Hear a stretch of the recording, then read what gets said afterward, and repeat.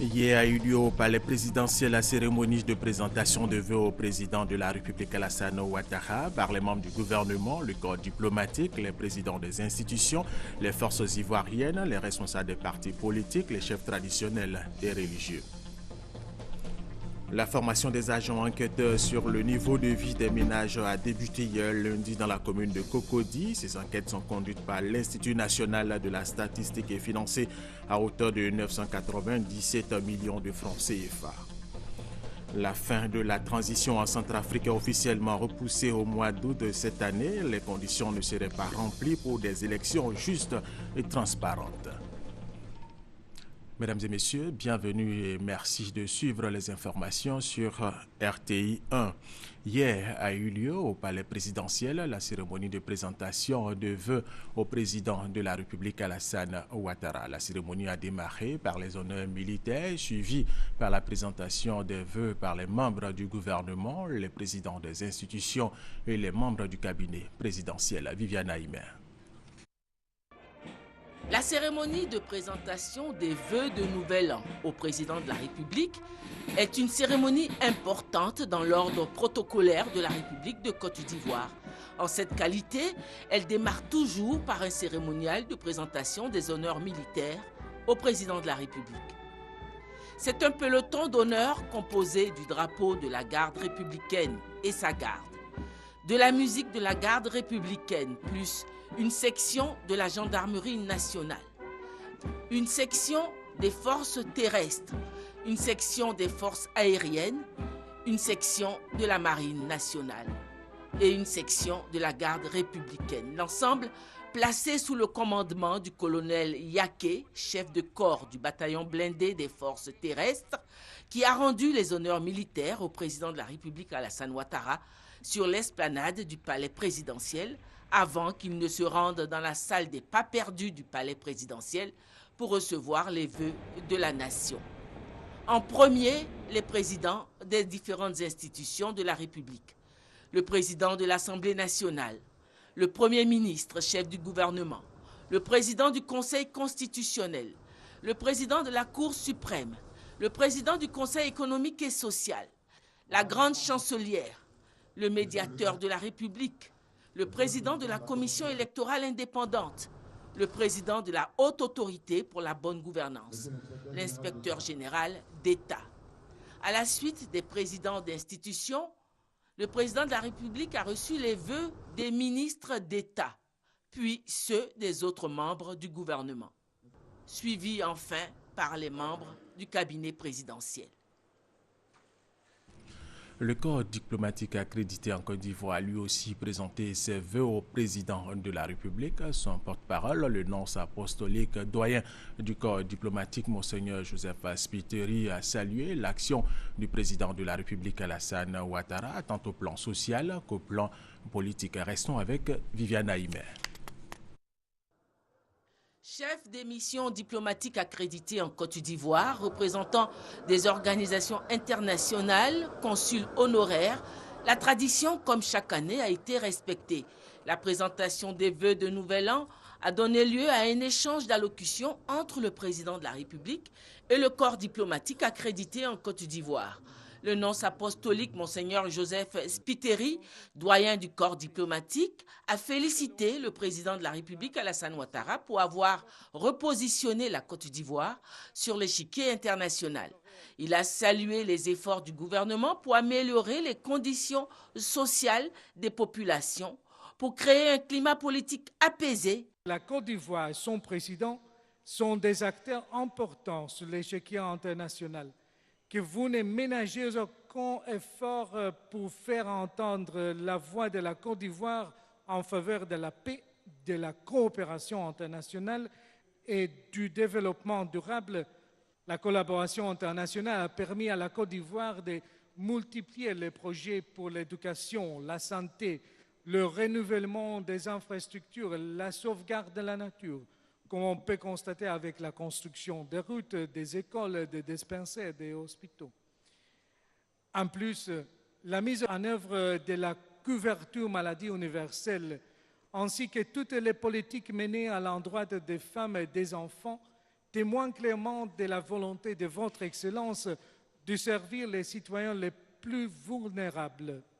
Il a cependant souligné la nécessité d'avancer dans la voie de la réconciliation nationale et du désarmement. Et une des conditions pour y parvenir, a insisté le doyen du corps diplomatique, que le gouvernement organise des élections transparentes et conformes aux normes internationales, mais également que l'opposition participe à l'élection présidentielle.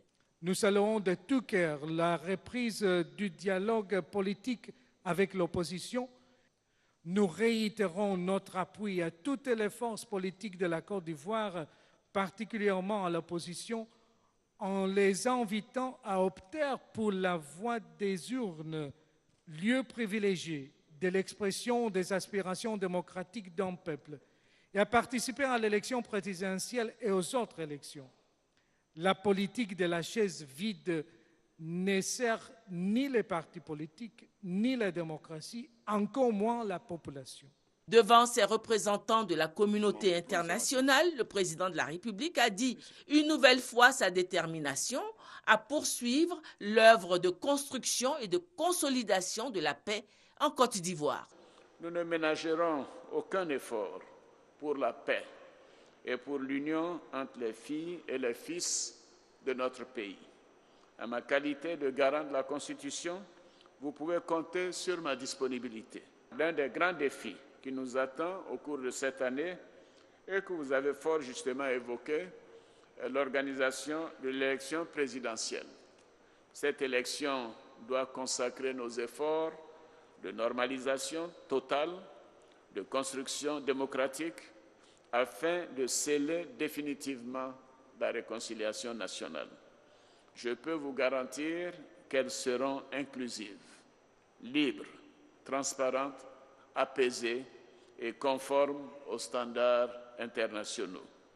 Je me réjouis que la Commission électorale indépendante siège désormais au grand complet et que les Nations unies et l'Organisation internationale de la francophonie aient déjà mené des missions d'évaluation électorale dans notre pays en 2014. J'invite donc vos pays et les organisations que vous représentez, Excellences, à soutenir les efforts de la Commission électorale indépendante et du gouvernement en matière d'appui et de soutien à l'organisation de cette importante élection. Excellences, Mesdames et Messieurs, notre pays a poursuivi au cours de l'année qui vient de s'achever son engagement et son repositionnement international. Nous entendons, au cours de l'année 2015, consolider nos relations de bon voisinage, œuvrer à l'approfondissement de l'intégration régionale, seule à même de porter notre ambition de développement compte tenu de la dimension modeste de nos pays, promouvoir le règlement pacifique des différends dans notre région conformément à nos idéaux et à nos textes, assumer notre part et défendre notre vision dans la construction d'un outil régional et continental de sécurité collective.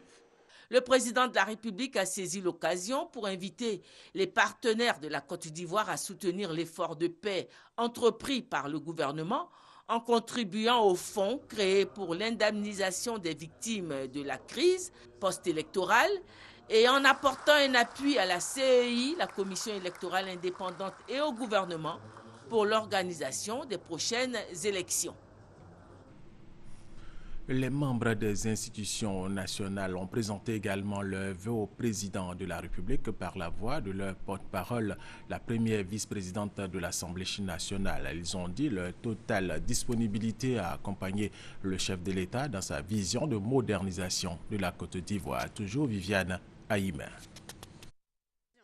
Les membres des institutions de la République, à savoir l'Assemblée nationale, la Cour suprême, le Conseil constitutionnel, le Conseil économique et social, la Grande Chancellerie, la médiature, la Commission électorale indépendante, l'Inspection générale d'État, mais aussi la Cour d'appel, les tribunaux, l'Ordre des avocats, le tribunal de commerce, avaient pour porte-parole la première vice-présidente de l'Assemblée nationale, Fatiga Sarah Sako, qui au nom de tous a félicité le président de la République Alassane Ouattara pour les nombreuses réalisations sociales et économiques qui vont être entreprises au cours de l'année 2015.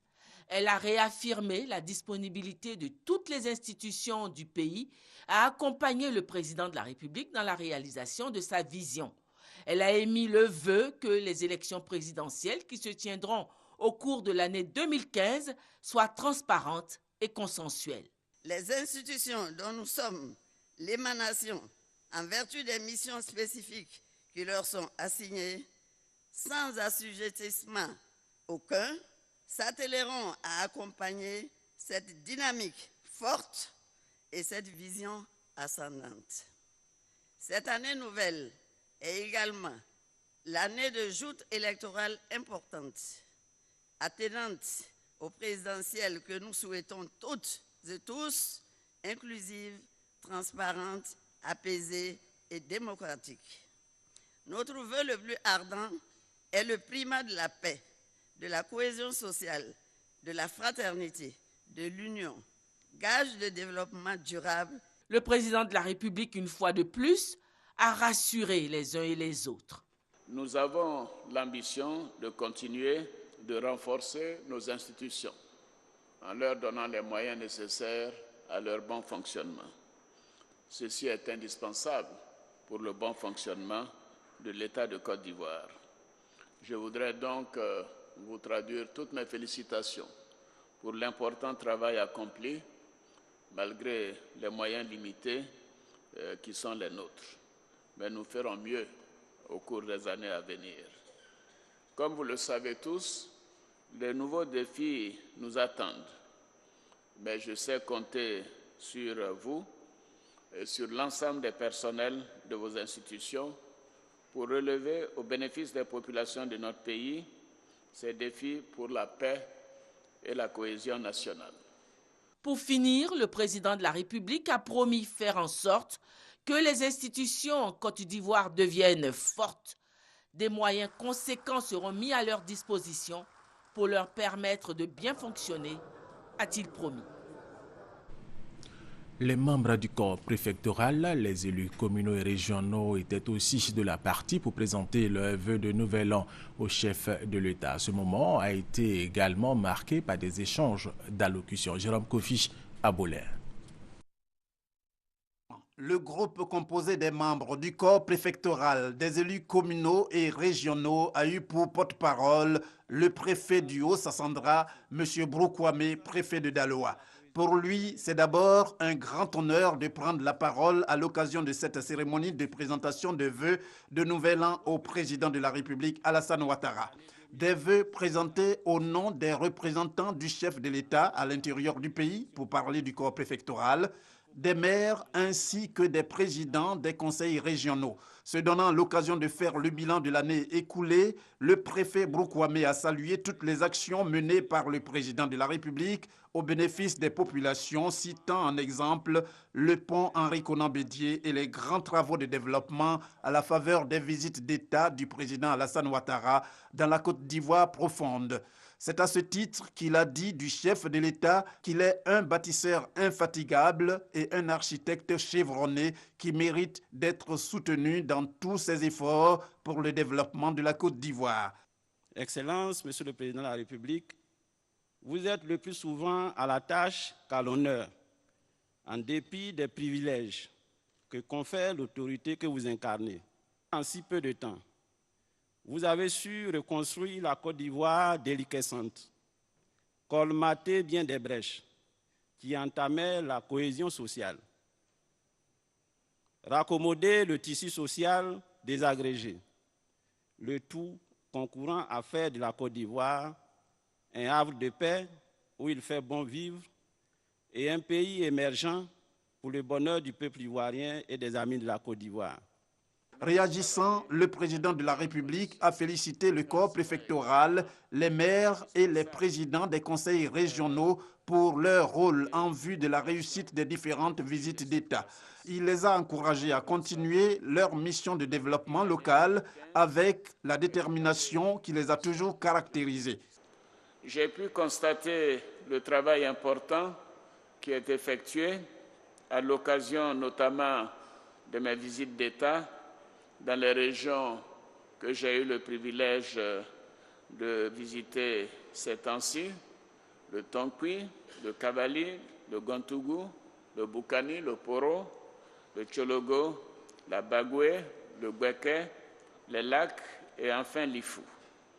Vous savez, ces visites m'ont permis de constater que l'une des attentes de nos concitoyens continue d'être l'amélioration de leurs conditions de vie. Je compte donc sur les structures décentralisées que vous représentez pour que les populations de vos circonscriptions respectives profitent davantage des fruits de la croissance. Oui, c'est vrai que notre nation est parmi les plus dynamiques, avec 9 à 10% de taux de croissance par an depuis 2012. Mais ceci doit se traduire de manière plus spécifique dans les assiettes de nos concitoyens. L'État, pour sa part, continuera à faire tous les efforts nécessaires pour vous permettre de travailler dans de meilleures conditions. 2015 étant une année électorale, le président a dit pouvoir compter sur tous pour une élection paisible et crédible. En un mot, une élection démocratique digne d'une grande nation.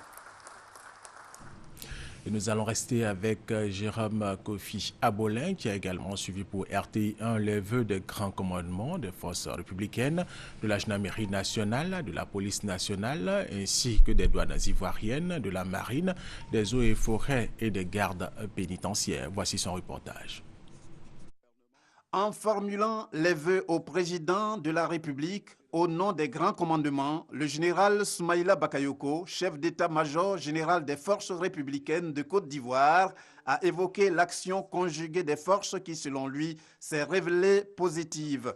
Le général Bakayoko a surtout rappelé le soutien du chef de l'État en équipement et sa volonté de mettre un accent particulier sur la formation en vue de la modernisation des différents corps. Pour lui, c'est au bout de ce sacrifice que la Côte d'Ivoire est citée avec fierté au nombre des pays qui contribuent aux efforts de paix dans le monde.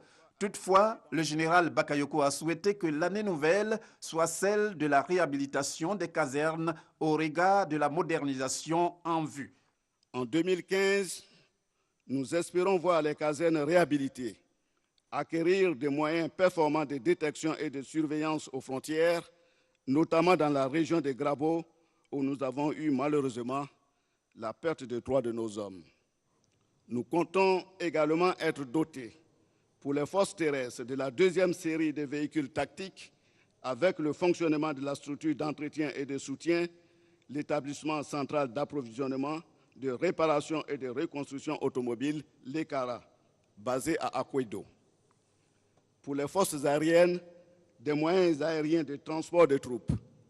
Pour la marine nationale, le complément des patrouilleurs. Les forces de sécurité et de défense souhaitent également bénéficier des moyens de mobilité supplémentaires. Excellences, Monsieur le Président de la République, l'année 2015 se présente certes avec de bonnes perspectives pour toutes les forces, mais également avec des défis majeurs à relever. Le président de la République a pour sa part rassuré quant à son entière disponibilité à œuvrer pour permettre à la Côte d'Ivoire de se doter d'une armée moderne au sein de laquelle la discipline ne doit pas faire défaut. Nous travaillerons à l'amélioration du commandement, de la prise en main des hommes et des conditions de vie et de travail, notamment les casernes et les logements, comme vous l'avez indiqué, général, chef d'état-major général. Et c'est pourquoi le Conseil des ministres a approuvé le règlement des baux des personnels de la police. Notre objectif est de trouver des solutions durables à cette question en initiant des programmes de construction de casernes et de logements pour l'ensemble des forces armées et de sécurité. Officiers généraux, officiers supérieurs, le mouvement d'humeur des caporaux, le 18 novembre 2014, est venu nous rappeler qu'en dépit des progrès réalisés en 3 ans, des efforts restent encore à faire, notamment l'organisation des forces armées. Ces mouvements ont ainsi mis en évidence l'impérieuse question de la discipline. Je demande donc au ministre en charge de la Défense de prendre les mesures nécessaires pour restaurer la discipline. Je voudrais rappeler à tous les militaires, quel que soit leur grade et leur fonction, qu'aucun manquement ne sera toléré. Quant aux ex-combattants, je les invite à faire preuve de retenue et à suivre les programmes mis en œuvre par la DDR afin que ce programme puisse être clôturé au mois de juin 2015. Le président de la République n'a pas terminé sans faire un clin d'œil aux forces internationales présentes. Il leur a dit merci pour avoir œuvré au maintien de la paix en Côte d'Ivoire.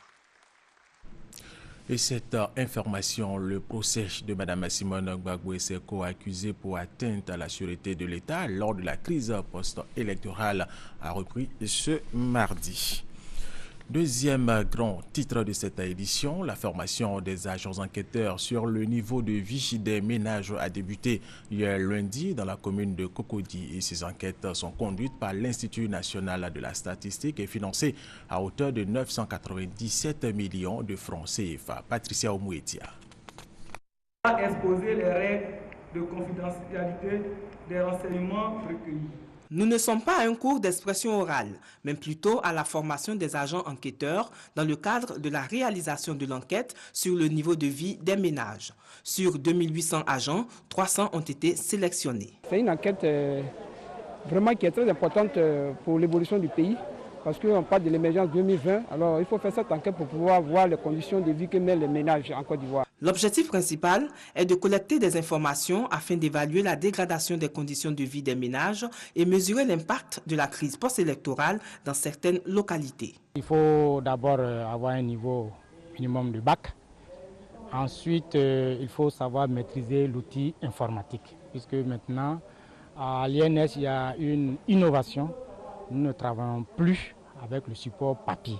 Tout ce que nous faisons maintenant dans le cadre de nos études et de nos enquêtes, c'est avec le support numérique. Conduite par l'Institut national de la statistique, INS, cette opération a été régulièrement réalisée de 1993 à 2008. Cette enquête est une enquête par sondage.